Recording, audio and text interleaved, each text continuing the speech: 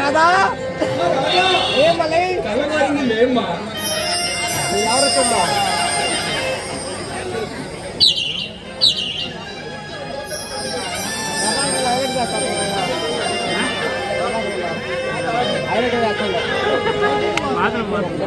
Bathroom bathroom పోయిడు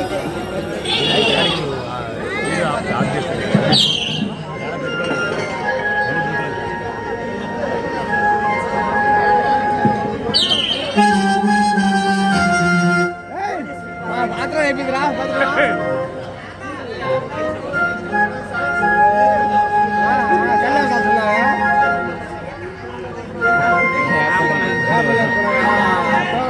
అదే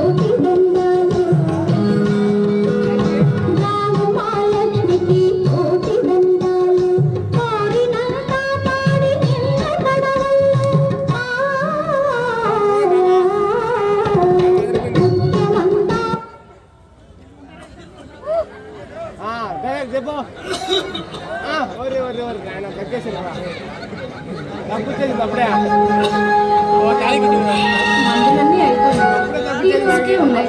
సరే ఏదో ఒకటి చెప్పు. నానా నానా ఇలా రండి ఒకసారి.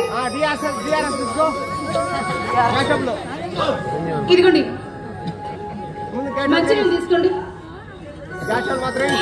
ఈ రోజుకి మందులు వేసుకోండి అన్న. నాకెందుకమ్మా మందు? నాకేం రోగం వచ్చింది ఈ మందులు? నువ్వు అలాగే అంటావు.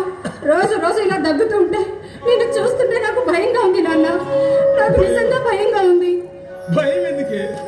నేను చచ్చిపోతానన్నా. లేదమ్మా నేను చావనే. నువ్వు గోపి పెళ్లి చేసుకుని ఆనందంగా కాపురం చేసుకుంటుంటే ఆ ముచ్చట చూసేదాకా నేను చావలే. నాకున్న ఒక్కటే దిక్కు నువ్వే నాన్న. నువ్వు లేకపోతే నేను తట్టుకోలేను నాన్న, నేను భరించలేను. చూడు ప్రభాకరం ఇదిగో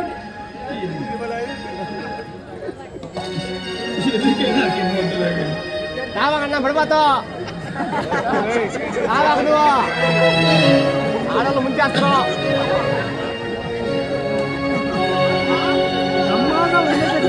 ఆడలు ముంచేస్తావు తావాక నువ్వు నాన్న నువ్వు మందు వేసుకోవాలి, నువ్వు పనికి కూడా ఎక్కడికి వెళ్ళకూడదు సరేనా? నువ్వు పోతే వాళ్ళకి ఆనందం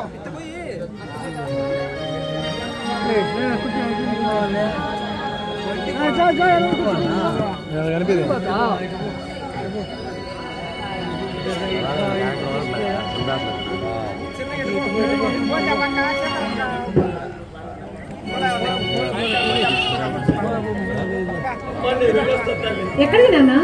అదేంటమ్మా అట్టాడుతావు? కోపడతాడే అదేం కుదరదు. నీ స్థితిలో పనికి వెళ్ళినండి నాన్న, నాకు ఇష్టం లేదు, వెళ్ళమాకు. కాలక్కడ ఊరేసింది 3 ఎకరాలు పరిస్థితి ఎట్లా ఉన్నా పర్లేకెళ్ళక తప్పదు కదమ్మా. నాన్న నీ ఆరోగ్యం కుదరలేదు, అయినా ఈ స్థితిలో నువ్వు పనికి వెళ్ళటమేంది నాన్న? వద్దు నాన్న, నా మాట వినండి, ఈ పని వెళ్ళటం మానేయండి నాన్న, మానేయండి. ఇది చాలా బాగుంది తల్లి.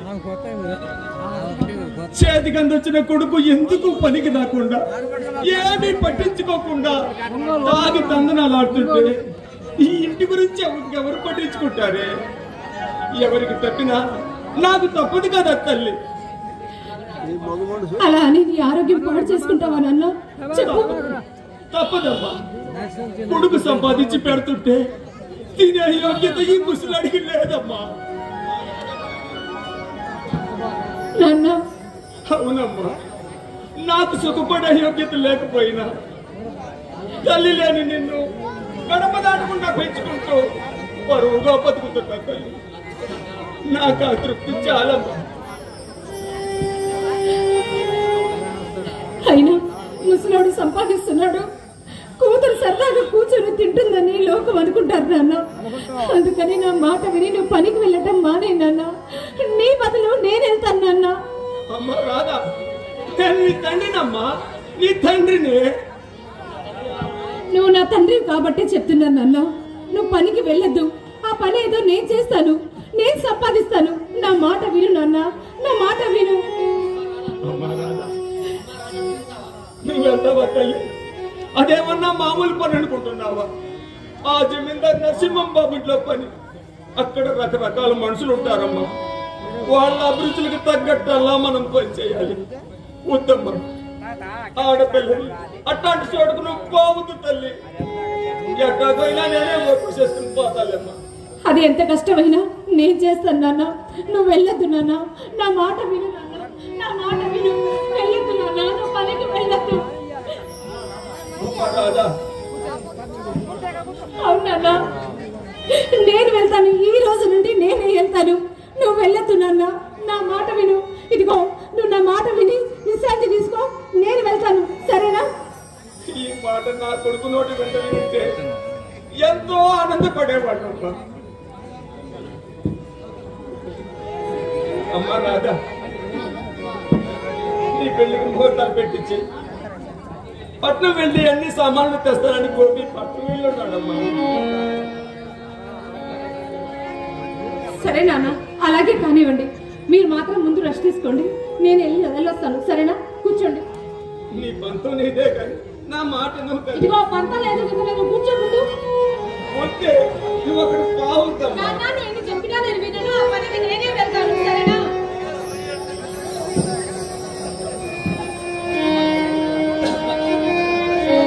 నాన్న మర్చిపోయాను, అవి మందులు అన్ని జాగ్రత్తగా వేసుకో. నేను సాయంత్రం లోగా వచ్చేస్తాను. ఏం మర్చిపోయాను? ఆ ఉట్టి మీద కూడు పెట్టున్నాను, తినేసాయి.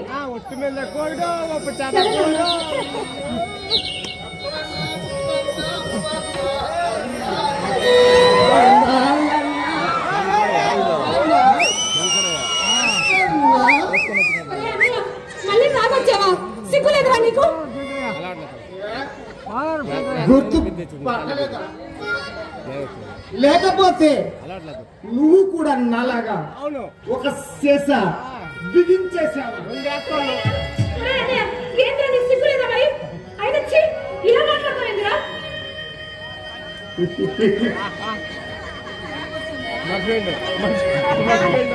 ఓ బాగా తెలుసు, నేను సారా బిగించానని తెలుసు, ఆడు నా అయ్యా అని తెలుసు. నేను మాట్లాడేది నా ముద్దుల చెల్లెలతోనని. ముద్దుల చెల్లెలు ముద్దుల చెల్లెలు ఒరే అసలు ఆ మాటకు అర్థమన్నా తెలుసట్రా నీకు? ముద్దుల చెల్లెలు ఏంట్రా ముసలి బాగుతుందా?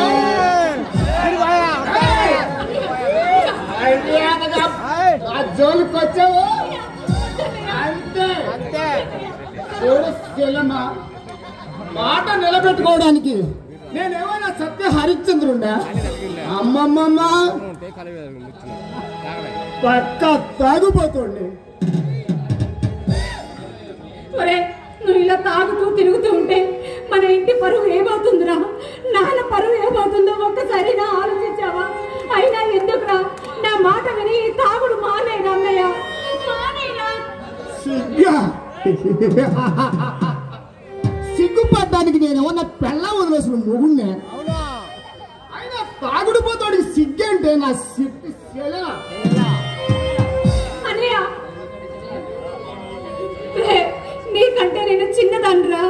మంచైనా చెవరైనా నీకే ముందు తెలుసు. అలాంటిది చెప్తున్నాను రా. నా మాట విని ఈ తాగుడు మానేరా. నీకు దండం పెడతాను, మానేరా అన్నయ్య, మానేరా. ఎందుకమ్మా ఎందుకు వాడినట బతిమాలతావు? వాడికి అసలు చీము నెత్తులు ముట్టే కదటే మన మాట్లాడటానికి.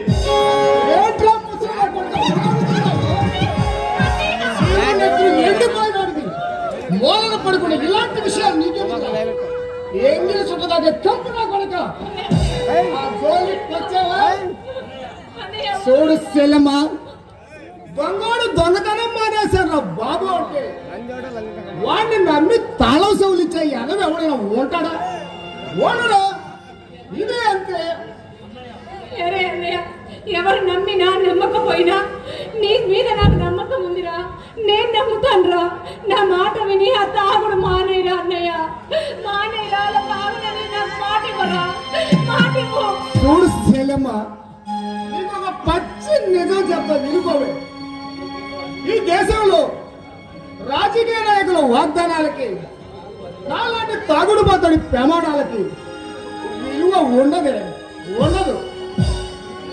ఒరే, నీ మీద దిగులతో నాన్న ఎంత కుంగి కుషించిపోతున్నాడో నీకు తెలియదురా. ఈ కుటుంబ భారం అంతా ఆయన మీద పడి రోజు రోజుకి ఆయన ఆరోగ్యం క్షీణించి ఆయనకి ఏమవుతుందో అని భయంగా ఉందిరా. ఈ రోజు కాకపోయినా రేపైనా సెల్లు సీట్ కట్టాల్సిందే. అయినా ఆ ముసలాడుండి ఎవరిని ఉద్ధరించాలి? ఏం ఉద్ధరించాలి? చెల్లెమ్మ సీసా ఖాళీ అయిపోయింది, నా జోబీ ఖాళీ అయిపోయింది. నువ్వు కంగారు పడి నన్ను కంగారు ఎట్టగా. నేను కంగారు పడానంటే ఈ బుజ్జిముండ కంగారు పడిపోయింది. అందుకని నేను చెప్పేది ఏంటంటే 100 రూపీస్, ఓన్లీ 100 రూపాయలు, 100 రూపాయలు ఇవ్వవే. అప్పుగానే ఇవి నీకు మళ్ళా తిరగేసి మరగేసి ఇచ్చేస్తాడే. నా దగ్గర లేవు. అయినా నీకు ఎంత చెప్పినా చౌటడు ముందు సెక్క ముందు నెట్టారా? నా దగ్గర లేవు, డబ్బులు లేవని చెప్పాను. వెళ్ళు. కరెక్ట్గా చెప్పావన్నా. దరిద్రుడా, నా కడుపును చెడబుట్టావు కదరా. నువ్వు నా కన్న కొడుకు అని చెప్పుకోవడానికి సిగ్గుగా ఉంది. నేను ప్రతిగుండగా నువ్వు నా ముఖం చూడొద్దు. పోరా. ఈ ముఖం చూస్తే నాకే వస్తుంది.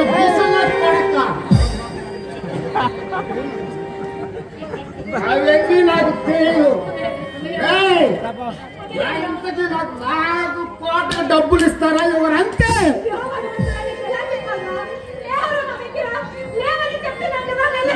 నీ దగ్గర డబ్బులు దాని దగ్గర ఎట్లా వస్తాయి? సరే నువ్వు ముసలాడు. ముసలాడు ఆ డబ్బులు చేస్తా నాకు తెలుసు.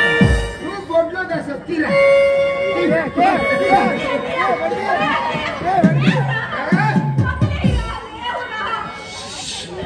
నాకు కోట్లకు డబ్బులు కావాలంటే అయినా కోట్లకు డబ్బులు ఇలాని ముసలి నన్ను ఎందుకు కన్నావురా?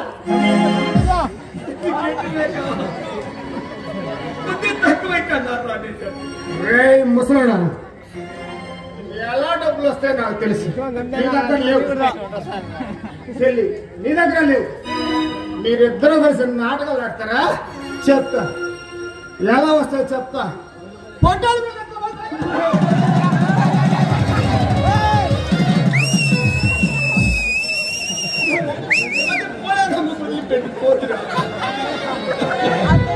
అంటే మీరు పొట్టాడు ఎవరన్నమాట అంతేనా? ఎవరు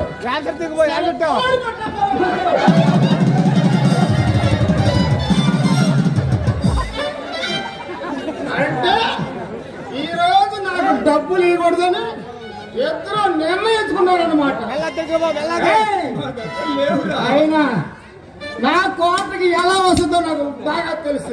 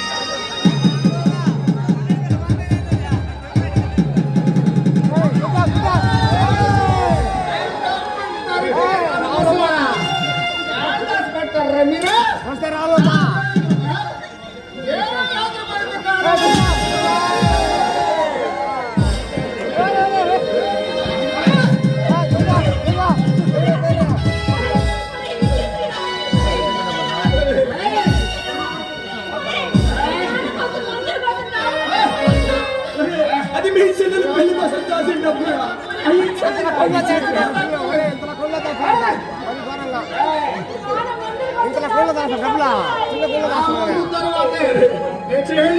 పెళ్లి కోసం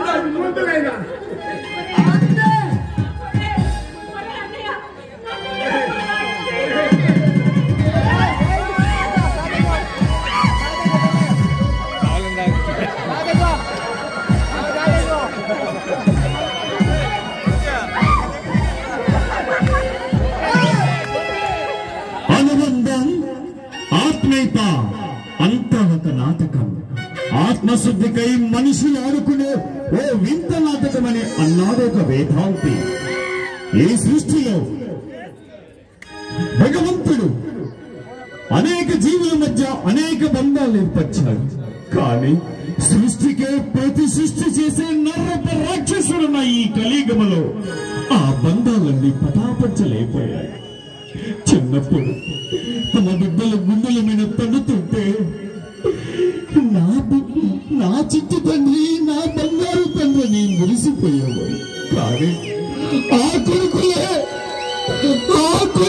గుండెల మీద తన్నుతుంటే సారాకి బానిసై చెడు స్నేహితులతో కుమ్మక్కై చేతికన్నొచ్చిన కొడుకు ఆ తండ్రిని చెల్లిని ఎలా దౌర్జన్యం చేసి కొడుతున్నారో చూడండి అయ్యా, చూడండి.